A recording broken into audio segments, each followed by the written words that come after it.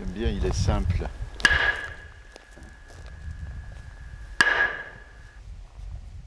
Durkheim parlait d'expérience lumineuse. Dans le zen, on parle de Kensho ou de Satori.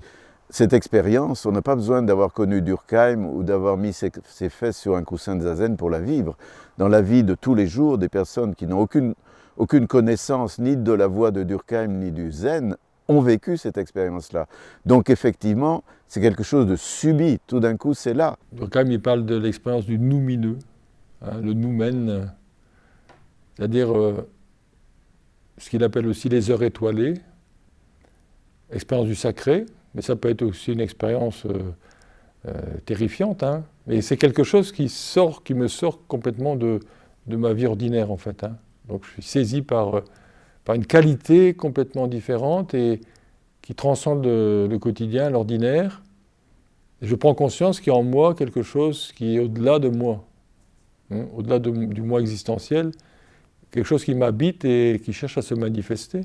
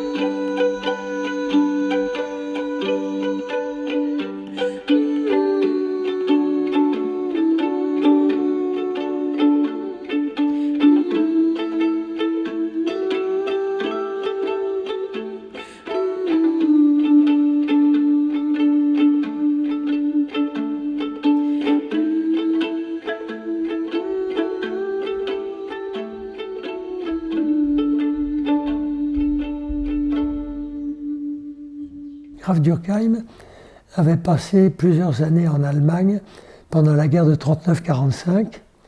Ayant une grand-mère qui était juive, il avait été écarté de l'Allemagne par les autorités nazies d'avant la guerre de 39-45.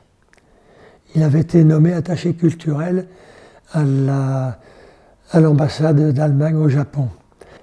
Et là, il a rencontré le zen, il l'a pratiqué, et à vrai dire, il n'a pas tellement pratiqué la méditation, un peu quand même, mais surtout ce qu'on appelle les arts du zen, c'est-à-dire le bâton, l'épée, le tir à l'arc, les fleurs, les jardins. Revenu en Allemagne, il a créé avec sa seconde épouse, la première était décédée, le centre de thérapie initiatique de Rütte, dans la Forêt Noire.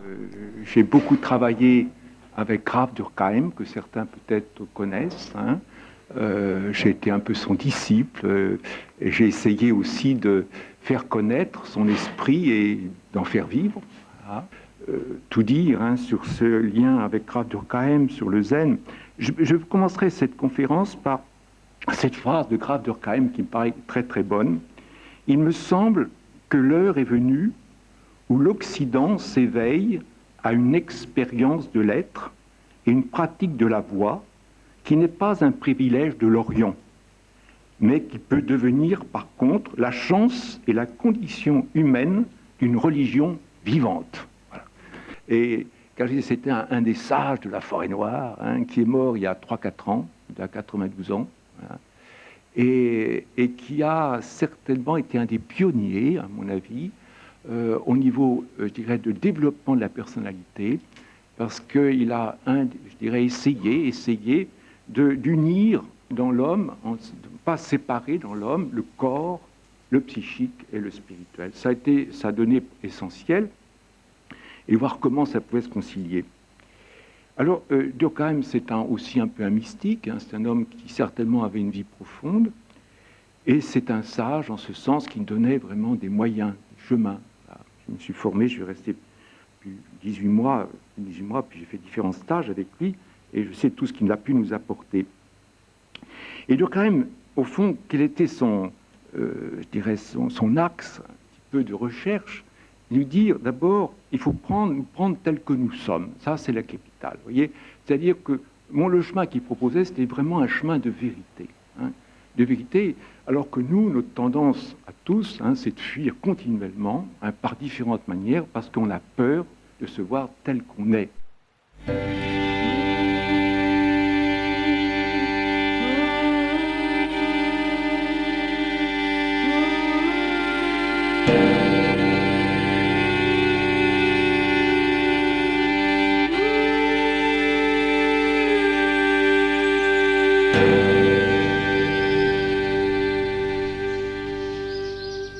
L'espace qui est à l'intérieur du cœur, c'est l'espace qui remplit tout l'univers.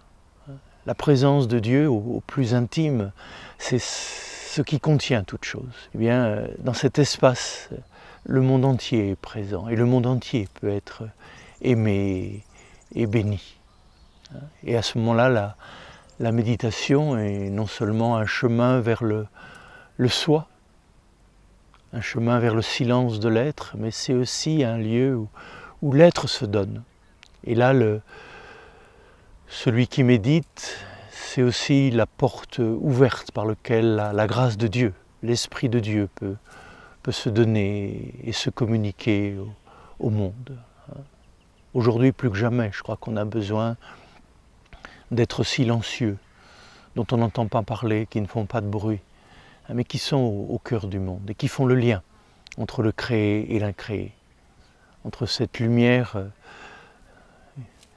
qui ouvre nos yeux et cette lumière infinie qui ouvre le cœur. Il a fallu peut-être le temps de grossesse des 45 premières années pour donner naissance à cette deuxième naissance.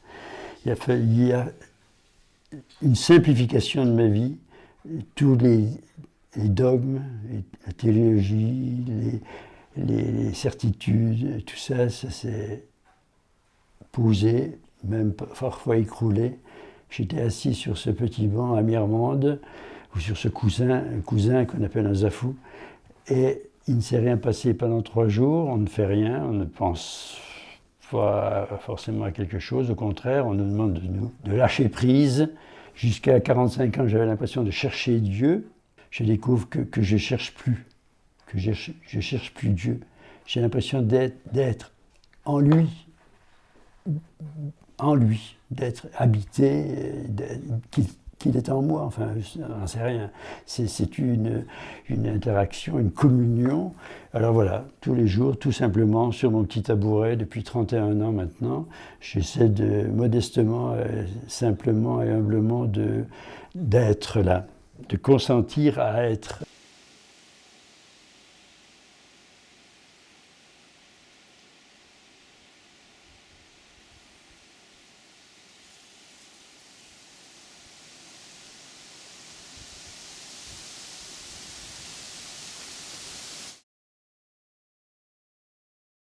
Et c'est un petit peu ce qui a marqué mon cheminement. j'essaye au maximum d'être qui je suis, tout simplement. Et voilà ce que j'ai appris avec Bernard, c'était sa façon à lui de nous parler de Durkheim. Par exemple en disant, voilà ce qu'on pourrait dire du travail avec Durkheim, c'est ce que j'appellerais la règle des 3 H. Dans tout ce que tu fais, développe un petit peu plus ton humanité, premier H. Et pour cela, cultive, laboure ta terre d'humilité, deuxième H. Mais saupoudre tout ça d'une bonne dose d'humour. Et il n'avait de cesse que de nous dire, on peut travailler très sérieusement sans se prendre trop au sérieux.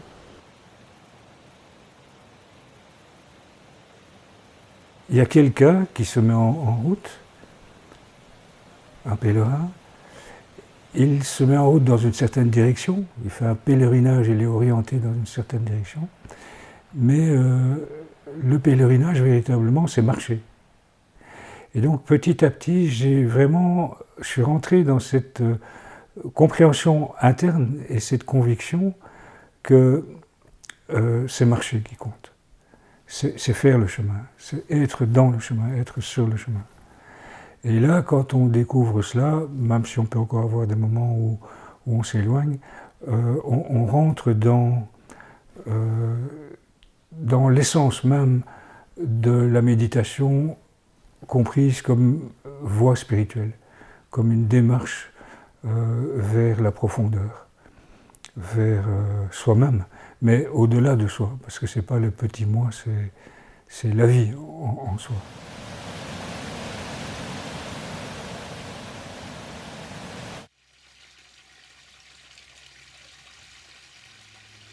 Jacques Breton, ici, ailleurs, nous disait « c'est un chemin ».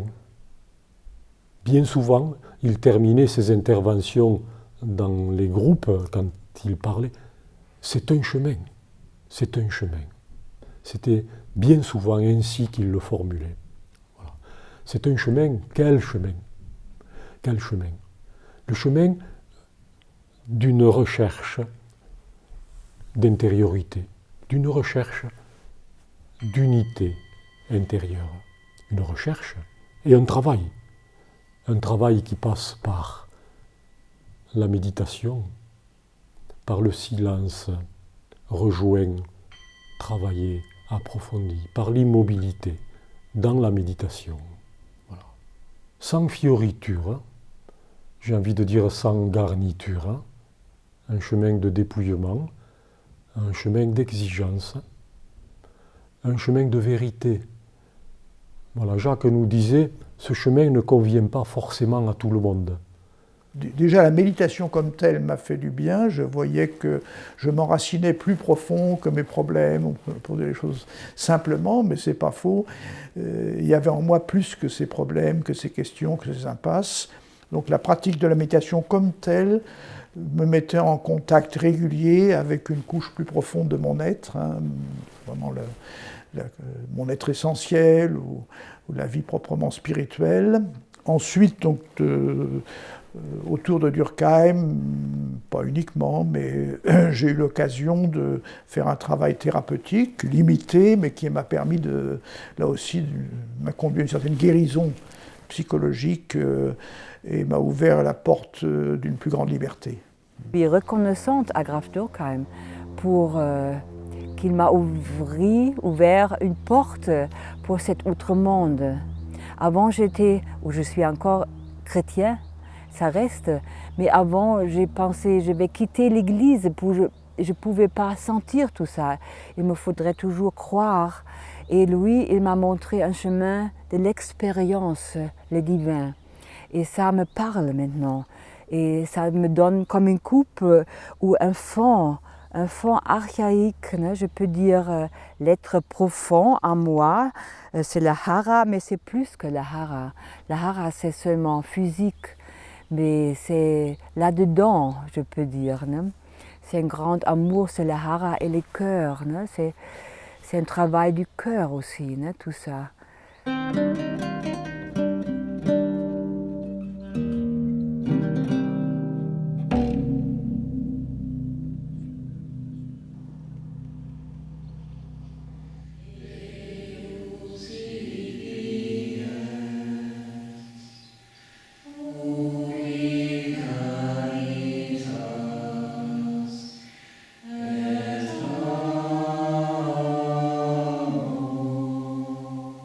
ces 2 temps de méditation, matin et soir, qui encadrent la journée, sont vraiment 2 temps où on prend racine.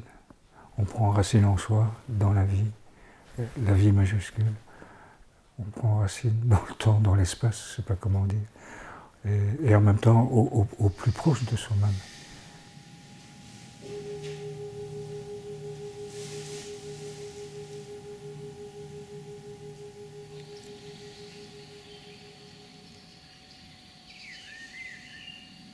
Nous avons eu comme maître pendant 20 ans Graf Durkheim, qui définissait la méditation à partir de l'étymologie en disant que c'est itari in medio. Meditatio, c'est itari in medio, se laisser conduire vers le centre. Ce centre, c'est précisément ce qu'on appelle dans toutes les traditions le cœur, la grotte intérieure, la profondeur de l'homme, là où précisément l'au-delà est vraiment au fond de nous-mêmes et non pas derrière un massif d'astres, comme disait Nietzsche, en se moquant d'un Dieu qui serait un vertébré gazeux, mais une réalité présente qui fait que, à partir de cet enracinement en ce centre, qui est la grande proposition de la méditation, à partir de cet enracinement, toute extériorité trouve son intériorité. Le plan existentiel auquel on s'identifie constamment est littéralement transfiguré. Et donc on découvre peu à peu le réel avec majuscule dans la réalité ambiante de tous les jours. Le regard devient transparent. C'est le grand projet de la méditation, c'est de changer notre regard dans lequel s'exerce notre liberté.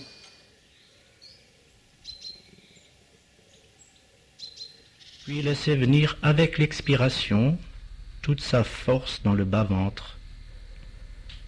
Le bassin se détend, se dilate, s'enracine à son tour. Enraciné en ciel, enraciné en terre. C'est la constitution même de l'homme. Méditer comme l'espace, comme le vent. Puis méditer comme la grotte, cette grotte où aurait vécu Marie-Madeleine, la grotte du cœur. Donc là, de l'intimité. Méditer, c'est non seulement respirer avec le souffle, avec le vent, murmurer avec l'oiseau, se tenir dans cette verticale avec l'arbre. C'est aussi méditer avec un cœur.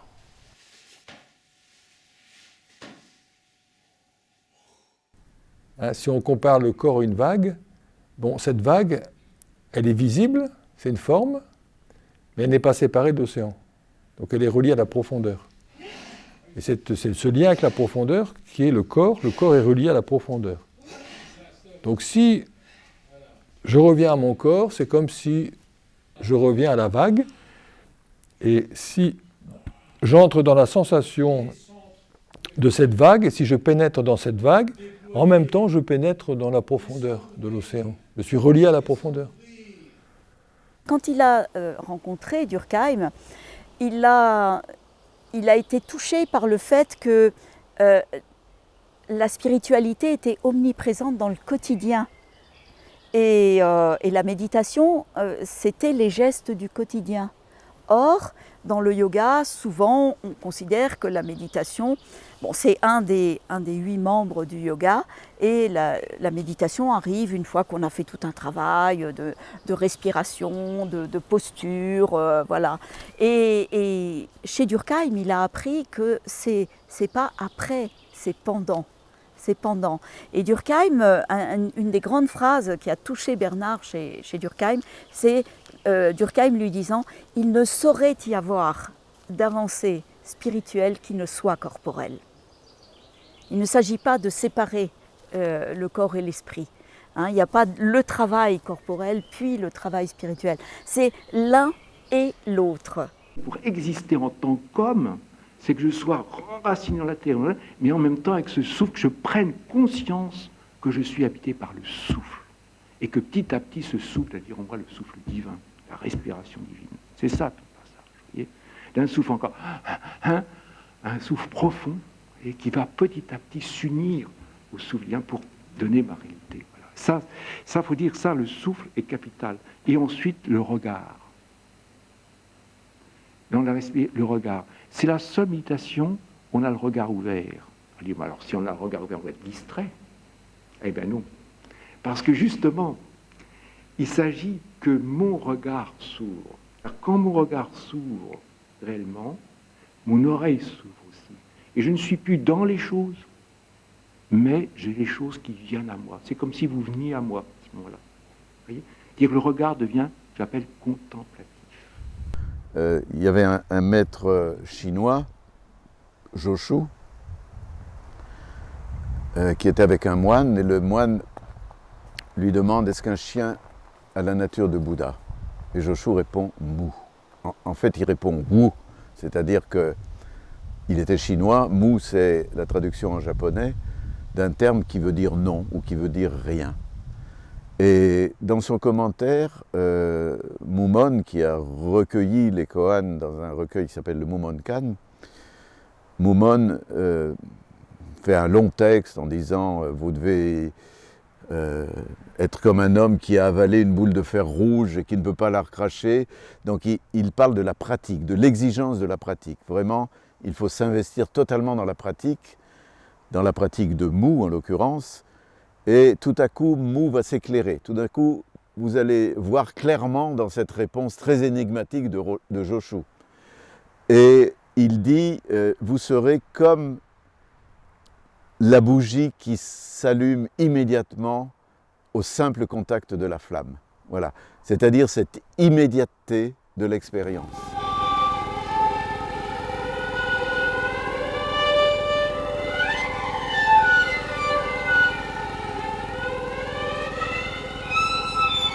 Et là, la méditation, c'est une intimité avec le Père, avec la source, avec l'origine de tout ce qui vit et respire, mais avec le cœur. Non seulement l'esprit est dans l'ouvert, mais le cœur aussi est dans l'ouvert. Et dans cette ouverture totale à la présence fondatrice de tout ce qui vit et respire.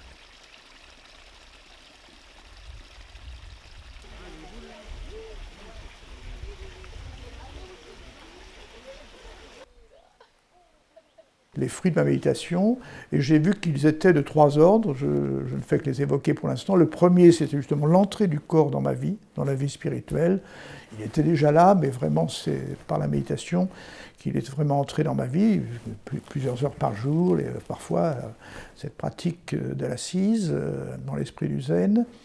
Deuxième fruit, ça a été la découverte que l'enseignement de Jésus, je pense tout particulièrement aux paraboles de Jésus, ressemblait étrangement à l'enseignement des maîtres zen, les fameux koans, les énigmes, et l'enseignement donc du zen que j'ai reçu directement, mais aussi par les lectures, et puis mon séjour au Japon, l'enseignement du zen m'a ouvert aussi une nouvelle porte quant à l'enseignement de Jésus. Et je pense surtout aux paraboles. Donc ça, c'est le deuxième fruit. Et le troisième fruit, c'est la découverte des mystiques. Pour le dire simplement, moi je suis donc dominicain depuis 1964. J'ai fait de nombreuses années d'études dans l'ordre dominicain et personne ne m'avait introduit à Maître Eckhart et à toute cette tradition de la mystique rhénane qui est rentré dans ma vie grâce au zen, par Durkheim déjà, et puis ensuite d'autres.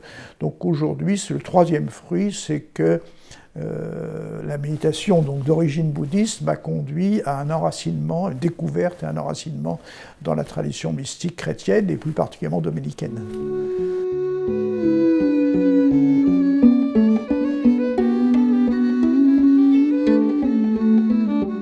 Le jeu de gestes nous montre que nous portons en nous-mêmes toute la nature, tout l'univers.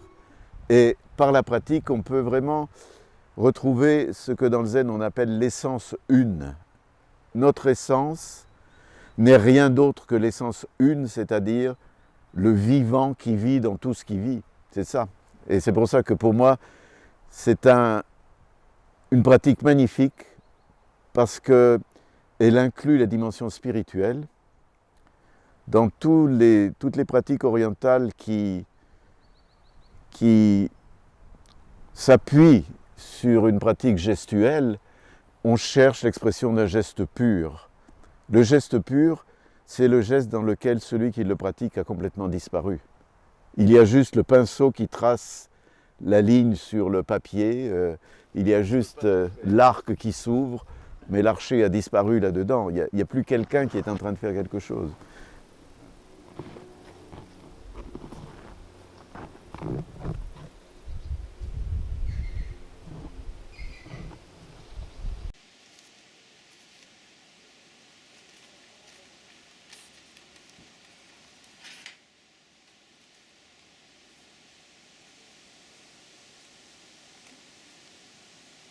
Uréshina, c'est que je suis heureux, que je suis content, que je suis émerveillé. Il y a les trois choses en même temps dans Uréshina.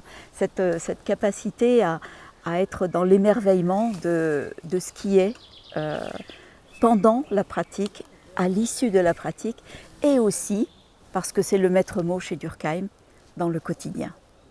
Parce que le quotidien comme exercice est aussi important que l'exercice au quotidien. Hein, faire de notre quotidien, tout ce qu'on fait, un exercice. Pour moi, c'est le mot « je suis » qui est le plus important encore. Donc, mon petit « je suis » rejoint le « je suis » de Jésus et rejoint le « je suis » de Dieu. C'est le nom de Dieu dans le buisson ardent qui est révélé à Moïse dans la Genèse. Mon petit banc m'invite à vivre l'instant. Et tout se joue ici, c'est la bonne nouvelle. Tout se joue ici et maintenant. Et avec Graf Durkheim, ce qui me semblait intéressant, c'est justement une façon de pratiquer le zen qui respecte tout ce que la tradition occidentale. Il ne s'agit pas de se dissoudre dans l'un, comme la vague dans l'océan, mais il s'agit de garder sa forme. Il ne s'agit pas de détruire l'ego ou le moi, mais d'ouvrir le moi, d'ouvrir l'ego à l'infini. Et ça m'a semblé une voie proche de la voie, je pourrais dire, qui est la mienne aujourd'hui, qui est une voie de non-dualité. Le regard, c'est vraiment le lieu de notre liberté. On peut dire que, comme les ivrognes, la bouteille est encore à moitié remplie ou à moitié vide. Selon les cas, le regard est pessimiste ou optimiste, mais c'est le tout de notre liberté. Et ça change notre quotidien. Et vraiment, le quotidien devient alors le lieu où ça se passe, où le chemin s'exerce à chaque instant. Oui, on peut dire avec d'autres mots aussi. C'est une thérapie profonde, parce que l'homme est touché dans tout son être. Lorsqu'il médite, il est touché corps, âme, esprit, cet homme que Dieu a créé.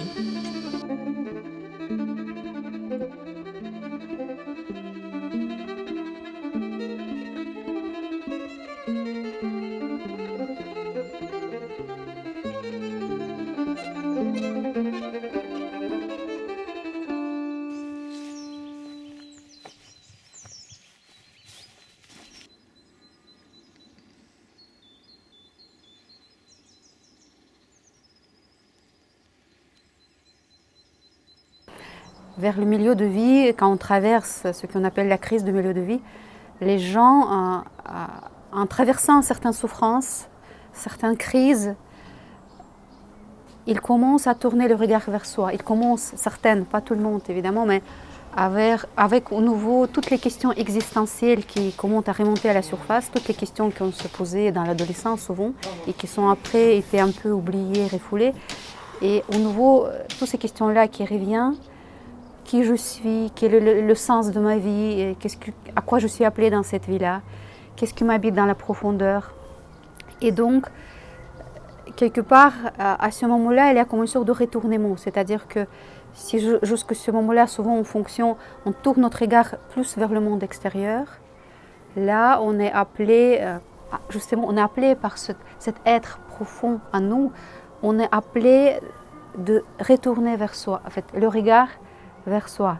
J'ai passé 6 mois chez Graf Durkheim. il y avait à cette époque-là une 60aine de thérapeutes qui travaillaient à plein temps dans le centre de Rutte. Graf Durkheim était très âgé, et si bien que je l'ai vu souvent marchant à l'extérieur ou allant se promener. Il était presque aveugle, mais je n'ai eu que trois rencontres avec lui. Par contre, j'avais toutes les semaines environ 7 ou 8 rencontres thérapeutiques avec des thérapeutes divers qui fonctionnaient à partir du dessin projectif, à partir de la laïp-thérapie, c'est-à-dire le soin du corps, à partir de la danse sacrée, à partir du travail de l'argile, à partir du travail avec le bâton, etc. Les gestes du jeu de gestes, ce sont des gestes originels, ça veut dire qu'ils appartiennent à toutes les cultures. Ils sont le langage à travers lequel la réalité profonde dans chaque être humain s'exprime dans la vie de tous les jours. Ce qui ne veut pas dire que ce sont des gestes spéciaux, parce que la réalité profonde de l'être humain s'exprime dans les gestes ordinaires de la vie quotidienne. Ça, c'est tout à fait clair. J'ai dit une fois du jeu de gestes que c'était un exercice traditionnel contemporain. Un peu paradoxal, mais cette pratique-là rejoint vraiment tous les arts qui incluent le geste dans la tradition orientale, par exemple. La cérémonie du thé, le kyudo, le tir à l'arc, ou l'arrangement floral, ou le sumie, la peinture, ou la calligraphie. Le jeu de gestes est un chemin vers l'unité, vers la reconnaissance de notre unité indissociable. Même si parfois on se sent séparés, nous ne le sommes pas, nous ne pouvons pas l'être. Quand on commence à tourner ce regard vers soi-même, c'est un peu comme, moi je compare ça souvent comme, on doit traverser une porte. Une porte, on peut l'appeler une porte initiatique, mais en fait, le porte pour rentrer dans notre labyrinthe intérieur. Notre labyrinthe intérieur, qu'on ne connaît pas évidemment, qu'il y a plein différents obstacles dans ce labyrinthe. On est confronté, nous sommes confrontés à différentes choses dans ce labyrinthe-là, à certaines émotions difficiles, à certaines expériences difficiles, que souvent on a refoulé, on a refoulé, en fait, on n'a pas vraiment, on a quelque part qu'on a barré cette porte-là. Cette porte était, parce que c'était parfois c'était difficile d'intégrer cette expérience-là. Et là, à ce moment-là, quand la porte s'ouvre, on peut entrer dans ce labyrinthe et on continue pas à pas de cheminer dans ce labyrinthe. Et ce qui est important, ce qui est vraiment essentiel dans ce chemin de la transformation, dans ce chemin vers la profondeur de soi-même, c'est avoir une sorte de fil conducteur. Tout ce travail du chemin initiatique que propose Graf Durkheim, au fond, c'est un chemin de libération. Et on se libère de tout ce qui, en nous, obstacle, barrage, et qui empêche justement cette vie que je vous disais tout à l'heure, le pouvoir sourdre en nous. Voilà. Et c'est un Roshi qui me disait, au fond, tout le travail du zen, c'est petit à petit libérer toutes les couches qu'on a mis dessus pour libérer la source. On libère la source intérieure, pour que la source puisse jaillir et s'exprimer. Et essentiel, c'est pas se débarrasser du moi, parce qu'on ne peut pas se débarrasser du moi vraiment. Essentiel que ce moi-là, ce que Durkheim il appelle l'être existentiel, il se met au service de notre être essentiel. C'est ça que je pense qui est vraiment très très important et qui est souvent mis au premier plan dans le travail de Durkheim.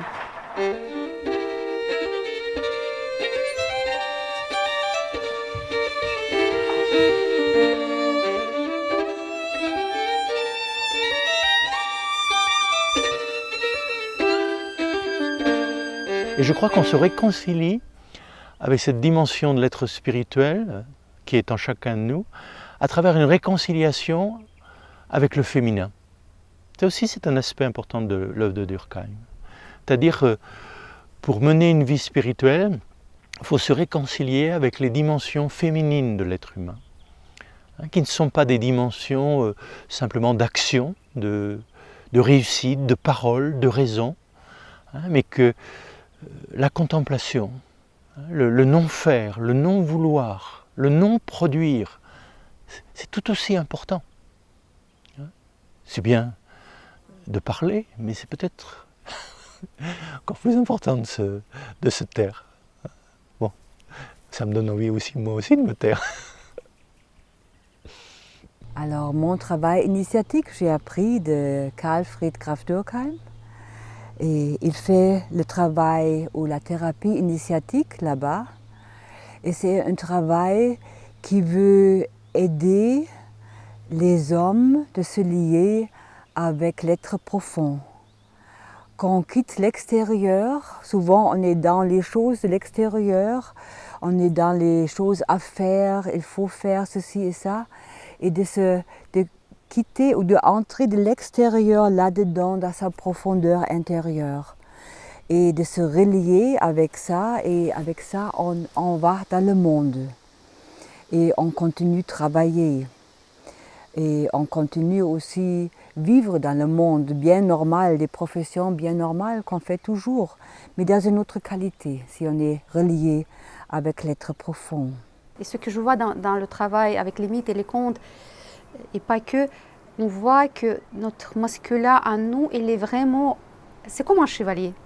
En fait, au fond, c'est vraiment un chevalier qui est appelé à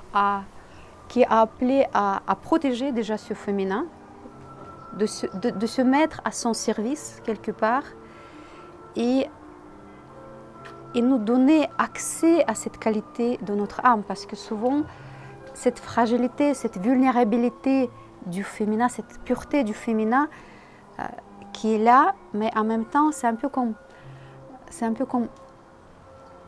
pour le protéger, finalement, on construit des murs et des murs autour de nous. Parce que c'est une partie tellement sensible. En fait, souvent, quand les gens parlent de sensibilité, ils parlent de ces qualités-là. Et souvent, on est mal à l'aise avec cette sensibilité. Et surtout que dans notre tradition-là, la sensibilité, c'est considéré comme une faiblesse. Et on ne sait pas comment se prendre avec cette sensibilité-là. Pourtant, ça fait partie, c'est comme un noyau très intime de notre être intérieur, justement. Et c'est un peu comme la partie, pour moi en fait, la partie divine de notre âme, c'est ce féminin en nous. C'est ce féminin en nous qui permet d'accueillir quelque chose de l'ordre transcendant en soi. C'est quelque chose qui peut accueillir cette grand autre en soi.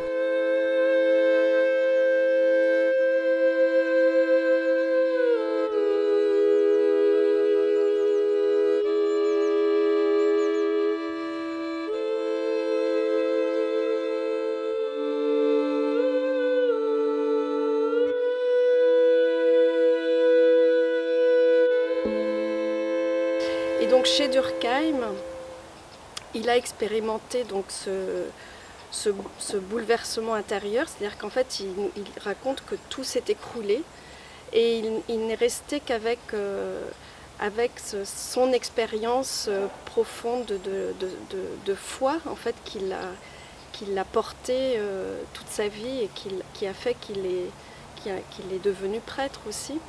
Mais pendant cette période, il dit qu'il est né à lui-même, qu'il est né, Jacques est né au cours de cette année auprès de Durkheim. Et avec Graf Durkheim, c'était quelqu'un qui avait le sens de la transparence. Comment le moi de Karl Fried, comme il disait, peut être transparent à l'être essentiel.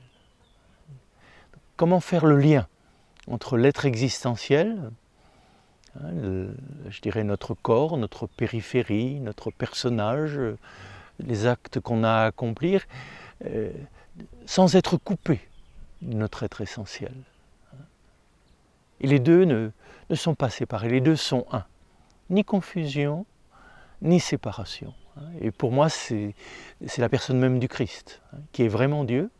C'est vraiment l'amour infini qui s'incarne dans cet homme, et il est vraiment homme, entièrement homme dans toutes les dimensions de son être, ce qui le rend capable de de connaître ce que c'est que la douleur humaine, ce que c'est que la mort humaine, ce que c'est que la souffrance humaine, mais ce que c'est aussi que le plaisir et la joie humaine.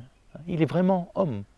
Mais cette humanité n'est plus un obstacle à la divinité, mais le véhicule même du Dieu qui descend jusque dans ces profondeurs de la matière. Étant sur ce chemin où on lâche prise, il n'y a plus d'image, il n'y a pas de citation d'écriture, c'est vraiment le chemin du zen dans sa pureté, eh bien le croyant, peu à peu, prend conscience, c'est comme un deuxième éveil en quelque sorte, prend conscience que le Christ est là aussi, qui nous accompagne. Donc je chemine sur le chemin du zen, qui est un chemin humain, naturel, et éventuellement, évidemment, je découvre que le Christ aussi est là.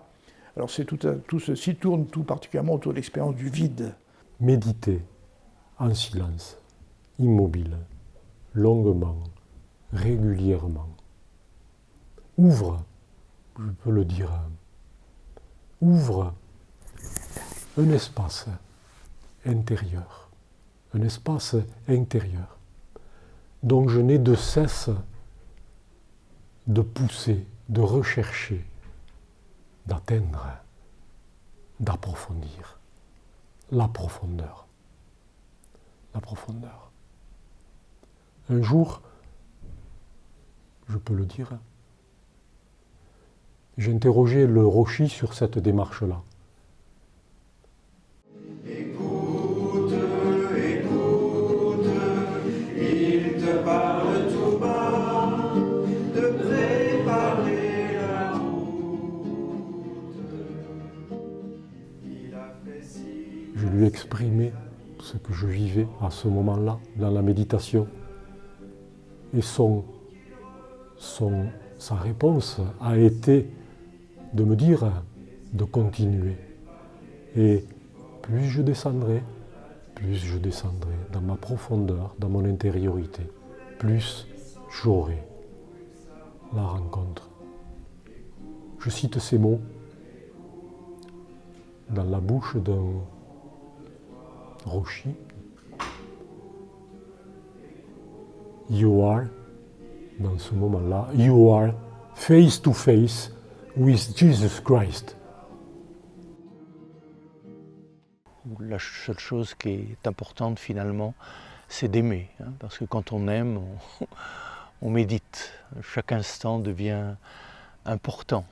Chaque instant devient le lieu d'une rencontre, d'une présence. Quand on est dans la tête, on vit dans le monde des objets que l'on peut nommer, que l'on peut étiqueter. Quand on vit dans le cœur, on vit dans le monde des présences. C'est plus seulement un arbre, c'est mon ami. Là, tout devient relation.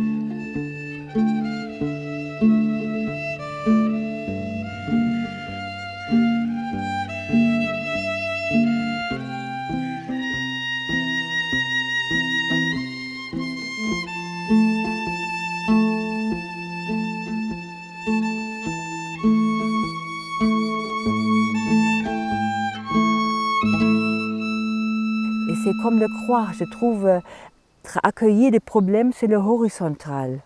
Et chaque moment, c'est ça.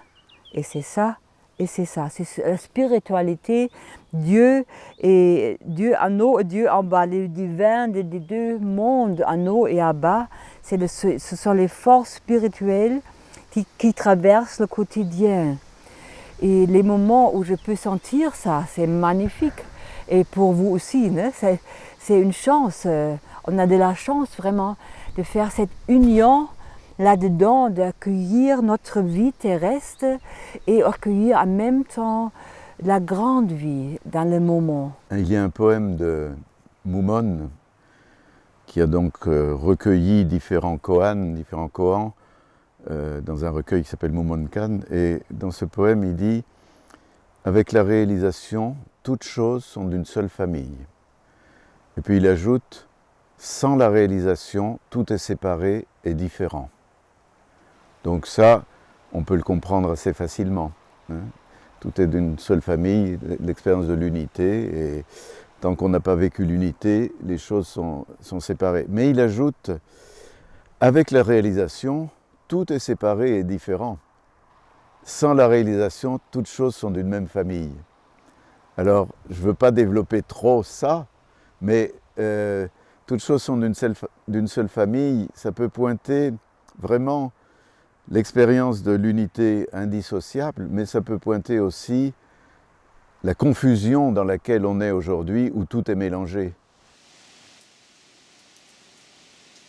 Durkheim disait à propos de Enso, le cercle, hein, il disait à ses élèves, si tu n'as le temps d'une seule chose, hein, que d'une seule chose dans la journée, trace un cercle.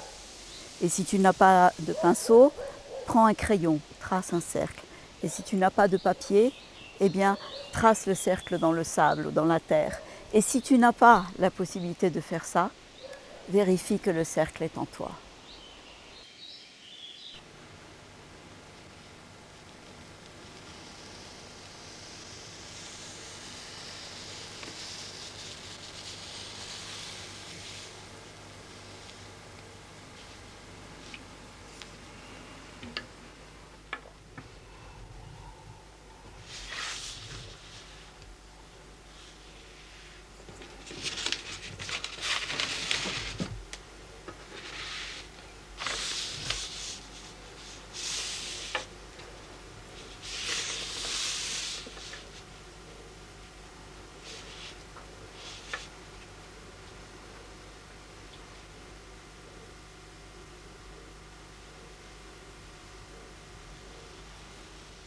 Dans le dessin des maîtres zen, quelle est la signification du cercle?